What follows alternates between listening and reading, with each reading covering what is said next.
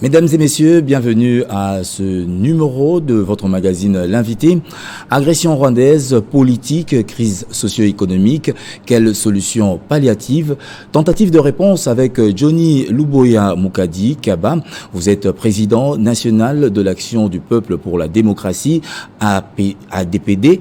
Et oui, en sigle, bienvenue. Merci. Alors, avant d'aborder, l'actualité sur les enjeux et défis de l'heure, parlez-nous brièvement d'entrée de jeu de votre parti politique. Notre parti politique s'appelle Action du Peuple pour la démocratie, un sigle ADPD.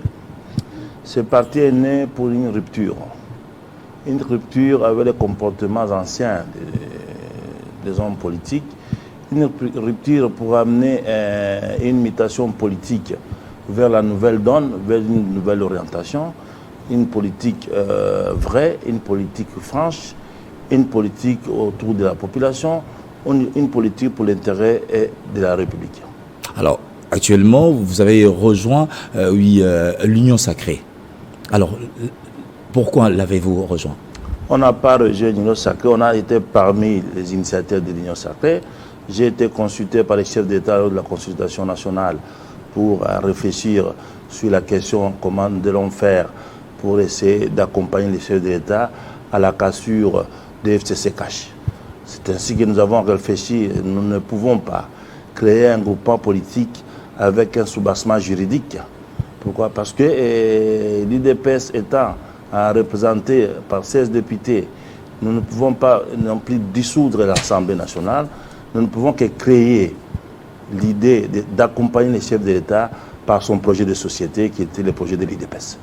Alors moi j'aimerais bien revenir sur les objectifs de la création bien sûr de l'Union Sacrée. Si vous pouvez quand même brièvement nous épingler quelques motifs. Cher ami, c'est vraiment une très bonne question parce que nous devons comprendre l'âme de l'Union Sacrée. Aujourd'hui, l'Union Sacrée est en train de perdre son âme. Pourquoi l'Union Sacrée est en train de perdre son âme? L'Union Sacrée a été créée pour accompagner les chefs de l'État. L'Union Sacrée, c'est le projet de société des chefs de l'État. Et ces projets-là devaient être défendus par les gens qui ont la même vision que lui.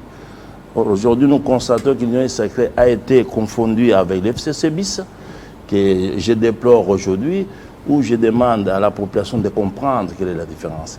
Et je demanderai à nos frères, nous ne sommes pas là pour séparer, nous sommes là pour fédérer.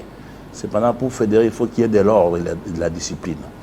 Je demanderai à tous les membres qui ont quitté la FCC de présenter leur démission, parce qu'ils ont signé un accord, ils ont signé une charte avec l'Union Sacrée. Ils doivent démissionner de leurs anciennes habitudes, démissionner de leur plateforme ancienne, qui est la FCC, ce qui n'est pas encore le cas. Donc nous partons dans une confusion totale. Et c'est ainsi que j'ai demandé à tous les partis politiques associés à l'Union Sacrée, les partis extra-institutionnels, dont j'invite aujourd'hui à venir nous rencontrer le samedi à l'Interdiocésain pour réfléchir comment nous pouvons donner l'âme à l'Union Sacrée. À vous écouter, donc c'est comme si vous vous plaigniez. Quel est le climat actuel au sein de l'Union Sacrée? Le climat est bon, mais seulement la charte a été écrite, c'est-à-dire ils se sont constitués, comme ils l'ont dit eux-mêmes, que non, la charte est constituée avec les présidiums qui sont des institutionnels. On ne peut pas être institutionnel et diriger une plateforme politique, où on démissionne dans les institutions pour diriger une plateforme politique, où on fait peser les plateformes. Mais l'Union Sacrée, la charte de l'Union Sacrée est conjuguée au passé. On ne peut pas parler des institutionnels pendant que nous partons vers les élections. Nous devons parler comment nous devons nous organiser ensemble pour prendre le Parlement de la mandature prochaine. On ne peut pas parler des partis politiques qui ont des députés au Parlement pendant que d'ici 1 mois, 2 mois, il y aura une vie institutionnelle. C'est-à-dire, nous devons aller aux élections. C'est pourquoi j'appelle à tous les partis politiques signataires de la charte à tous les partis politiques qui sont dans l'extra-institutionnel de nous accompagner pour que nous puissions réfléchir ensemble ce samedi comment nous pouvons protéger l'âme de l'Union sacrée, comment nous pouvons accompagner les chefs de l'État dans la forme, dans les fonds. Parce qu'aujourd'hui, on parle des institutionnels, on parle des députés, mais nous devons parler des poids politiques. Quel est le parti qui a un poids politique pour accompagner les chefs de l'État? Je me pose la question, si nous devons parler des institutionnels, nous devons parler de députés, je demande Mbosso a combien de députés? Ce n'est pas possible. Il y a un problème très sérieux au niveau de l'IDPS, un problème de leadership. Parce que l'IDPS est le parti maire. Nous sommes venus nous griffer autour de l'IDPS pour accompagner la vision des chefs de l'État. Mais c'est l'IDPS qui devait prendre l'impérium de l'Union sacrée pour que nous l'accompagnions pour prendre la majorité au Parlement. Mais aujourd'hui, nous constatons que l'IDPS n'a pas cette vision. L'IDPS n'a pas le leadership qui peut nous accompagner. C'est de ce que moi-même, je me présente, je demande à ce que je puisse booster ces plateformes, que je puisse donner l'impulsion à cette plateforme, afin que nous puissions accompagner réellement la vision des chefs d'État. Parce que là, nous sommes dans une confusion totale. Il y a nos amis des FCC qui nous ont rejoints. On ne refuse pas, on accepte. Ils doivent passer par une formation idéologique. Parce qu'avant, ils étaient nos opposants. Nous nous sommes battus pour que nous puissions donner âme à l'Union sacrée. Nous nous sommes battus pour que nous puissions mettre la population au centre de son développement. On ne peut pas accepter aujourd'hui que nous puissions donner les présidiums. On n'a même pas donné les présidiums. Ils se sont nommés. Peut-être qu'ils devaient passer par une élection parce que nous sommes en démocratie. Alors, pour une meilleure compréhension de l'âme, bien sûr, de l'Union sacrée, comment est-ce que l'Union sacrée est structurée en son sein? Aujourd'hui, l'Union sacrée est structurée à son sein avec les congrès, l'autorité, les présidiums, la conférence des présidents et la haute autorité. C'est le deuxième représentant, mais la haute autorité des chefs de l'État ne peut pas être la haute autorité de l'Union sacrée. C'est inacceptable. Le chef d'État lui-même, c'est une institution. Il est là pour toute la population, il est là pour les peuples, ceux qui l'ont voté et ceux qui ne l'ont pas voté. On n'est pas tous, même ceux qui ne sont pas dans l'Union sacrée peuvent être les alliés de l'IDP sans être dans l'Union sacrée et voter les chefs d'État. On ne peut pas prendre la personne du chef de l'État, lui donner la haute autorité. Il ne faut pas qu'on fasse des chefs d'État comme on avait fait avec les FCC, comme on avait fait avec l'ancien président Kabila. Ça, j'ai dit non. Moi, Johnny Luboya, je refuse.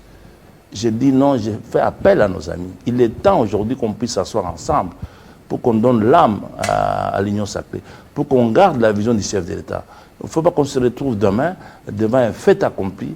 Et nous sommes mélangés avec les gens qui n'ont jamais abandonné, qui n'ont jamais démissionné de l'FCC. Ils doivent démissionner. Ils doivent nous présenter leur démission avant qu'on avance sur les projets.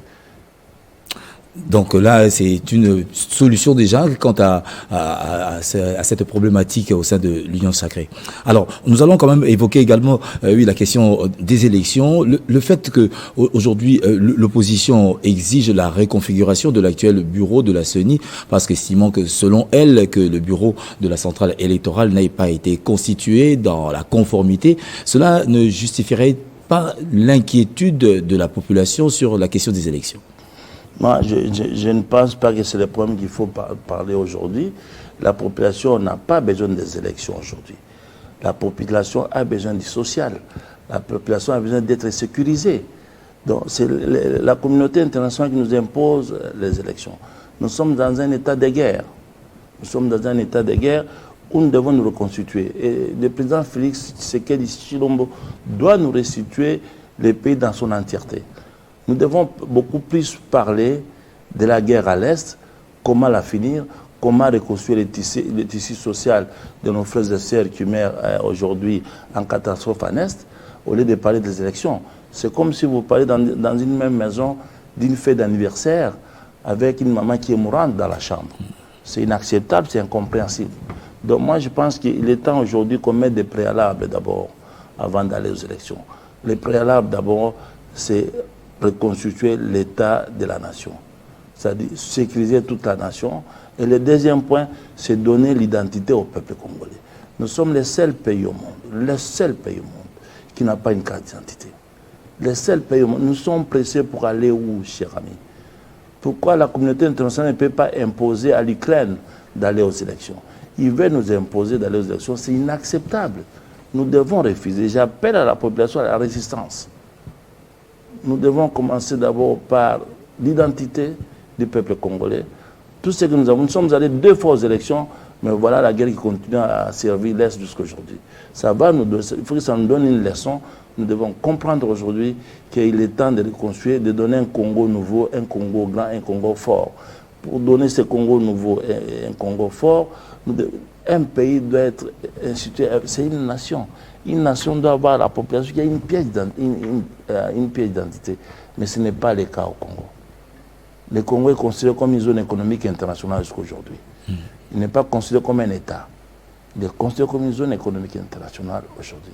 Depuis 1885, nous devons nous imposer aujourd'hui pour que le Congo soit un État qui est respecté. Ce n'est pas une zone dans laquelle tout le monde vient démontrer, vient faire la démonstration de leurs armes, tout le monde vient piller comme il veut, mais nous devons reconstituer le Congo comme un État. Alors, Johnny Lubuya, je vais quand même vous poser une question qui semble également déranger l'opinion. Le fait que vous vous retrouvez aux côtés, au sein de l'Union sacrée, aux côtés des gens qu'une certaine frange du peuple désavoue et les cite comme étant principaux auteurs de la misère du peuple. Comment réagissez-vous à cette question? Ma réaction est catégorique. Voilà pourquoi je suis venu à cette invitation.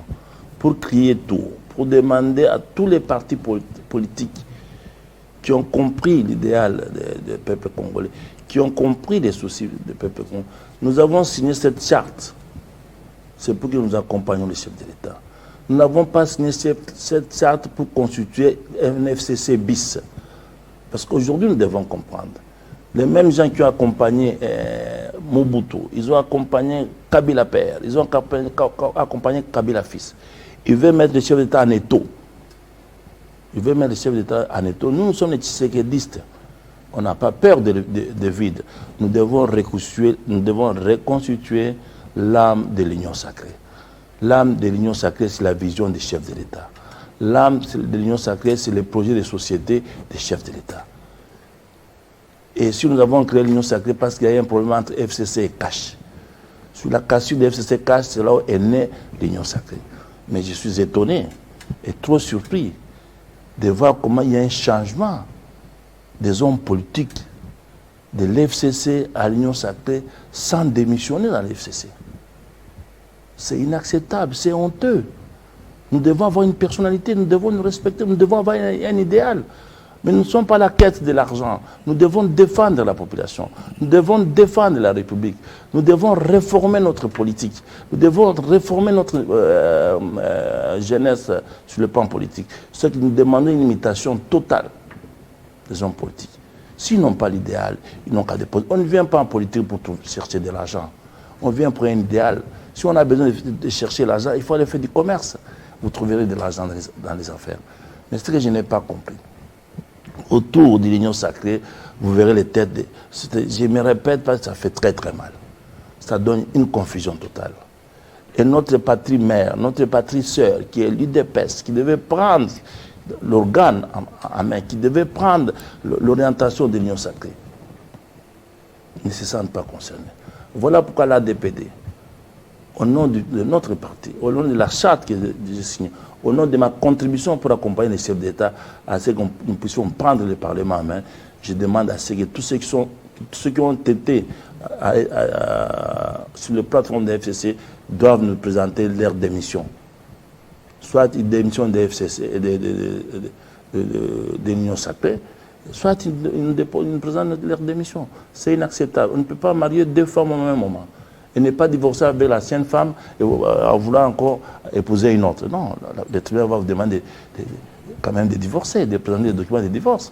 Mais l'Union sacrée n'est pas une poubelle. L'Union sacrée n'est pas une poubelle. Mais le fait d'avoir signé la charte, cela ne justifie pas qu'ils sont carrément intégrés au sein de l'Union sacrée? Non, ça ne suffit pas. Nous avons signé la charte pour faire la sortie officielle. Après la sortie officielle, nous devons nous revoir tous ensemble pour réfléchir comment nous devons conduire l'âme de l'Union sacrée.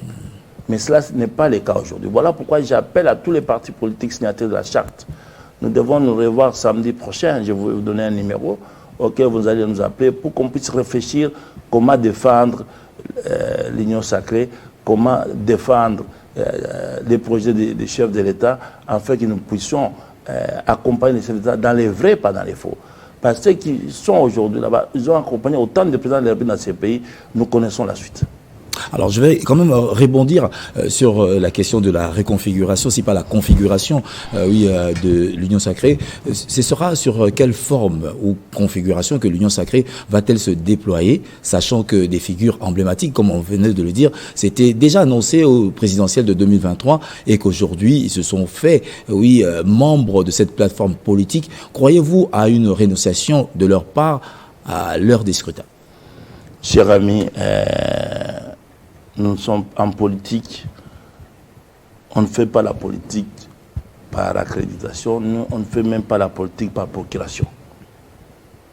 Donc, je m'engage à combattre l'Union sacrée à l'interne pour respecter le fond et la forme de l'Union sacrée, pour respecter l'âme de l'Union sacrée.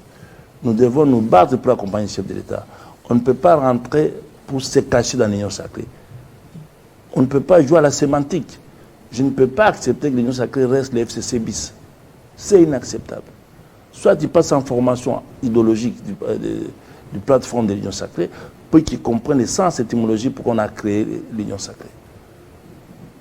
C'est très bien dit. Alors, on va quand même parler de cette agression du côté de l'Est, parce que nous parlons sécurité, politique et crise sociale, socio-économique. Comment, au sein de votre parti, vous allez peut-être jeter les bases pour également essayer d'aider le chef de l'État à aller de l'avant dans sa politique? Comme je le disais tout à l'heure, que nous ne pouvons pas aller aux élections sans mettre les préalables en place. Les préalables passent par l'arrêt de la guerre en RDC. Je salue la nomination du ministre de la Défense qui connaît bien les terrains, qui a une bonne idée. Je pense qu'au jour d'aujourd'hui, nous prenons les taureaux par les cornes. Nous demandons à ce que les chefs de l'État et nos voisins puissent quitter le territoire. Soit c'est un affrontement. On a tout fait, on a fait la diplomatie, on a négocié. Je pense qu'au jour d'aujourd'hui, nous sommes pour l'intégrité du territoire, pour qu'on puisse récupérer l'Est et donner l'intégrité de la RDC à son peuple. Avant de mettre un terme à cet entretien, l'actualité nous ramène également aux questions liées à la proposition de la loi Tchani. Qu'en pensez-vous? C'est tout à fait normal, cher ami. Je vais vous donner un exemple concret pour que vous compreniez la loi Tchani. En 1997, nous avons subi une agression rwandaise. On a fait appel à nos frères voisins pour nous accompagner, pour qu'on puisse mettre fin à cette guerre. La roue se répète. On nous a envoyé 50 000 militaires ici, des pays voisins, pour nous défendre. Ces 50 000 policiers ont fait 50 000 enfants en RDC ici. Ces enfants-là, c'est des Congolais, mais ce n'est pas des Congolais. C'est la même histoire qui s'est passée en France en 40-45. La guerre de l'Allemagne. Ils ont fait ce qu'on appelait les enfants de la honte. Ces enfants-là, c'est des Français ou c'est des Allemands. Donc, pour protéger la République, je pense que moi, je peux aller plus loin. Il faut être des pères et des mères et des grands-pères et des grands-parents congolais. Pour des postes régaliens, bien sûr. Pour les postes régaliens. Pour les postes régaliens. Mais le reste, ils peuvent s'opérer. Il est Congolais des pères, il est Congolais des pères, peut-être des mères gabonaises. Il a le droit d'être au Congo. Mais il n'a pas le droit d'accéder aux postes régaliens. Non, ce n'est pas possible. Vous venez de dire tout à l'heure que la roue tourne. Et oui, la crainte serait également que l'histoire de l'Union sacrée pourrait se répéter. Oui, on l'a vécu à l'époque de la Conférence nationale souveraine, et juste après, l'Union sacrée s'est révélée. Et aujourd'hui, c'est comme si c'est le même format qui se révélait. Y a-t-il une crainte pour que l'histoire ne se répète pas? Non, il n'y a pas une crainte parce que nous, on a franchi la peur.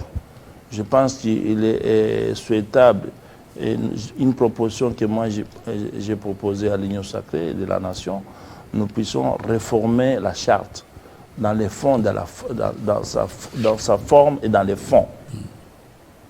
La charte, c'est pour accompagner les chefs de l'État. C'est autour de l'IDPS que nous devons nous réunir comme plateforme, parce que l'IDPS il ne peut pas gagner les élections seul. Il a fait appel à tous les partis politiques qui ont la même vision qu'eux pour accompagner les chefs d'État afin que nous puissions prendre le Parlement en majorité. Mais ce n'est pas le cas aujourd'hui. Nous sommes infectés, nous sommes inféodés, nous sommes... moi, je parle toujours des FCC. Les gens doivent avoir honte. Je ne regarderai pas mes enfants en France en disant que non, j'ai quitté le FCC de M. Kabila pour aller à l'Union sacrée sans pourtant divorcer. C'est un problème, mais même dans les cadres juridiques, il y a un sérieux problème qu'il faut résoudre. Ce ne serait pas un manque d'idéal de l'homme politique congolais en général? C'est un manque de respect vis-à-vis de soi-même. C'est un manque de respect vis-à-vis de soi-même. L'idéal, c'est aller trop loin. C'est d'abord un manque de respect vis-à-vis de soi-même. On a vu là où il nous a conduit. Aujourd'hui, on a compris que Kabila était pour rien. C'est les gens qui l'entouraient qui l'ont rendu mauvais, qui ont trahi la population. Ils vont faire la même chose avec le président Félix. Nous, on dit non. On ne laisserait jamais cette histoire passer.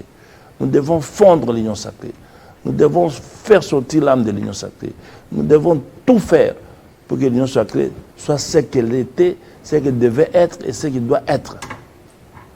Alors, nous allons clore cet entretien. Un mot quand même, pour la presse congolaise à l'occasion de la célébration de la Journée mondiale de la liberté de la presse.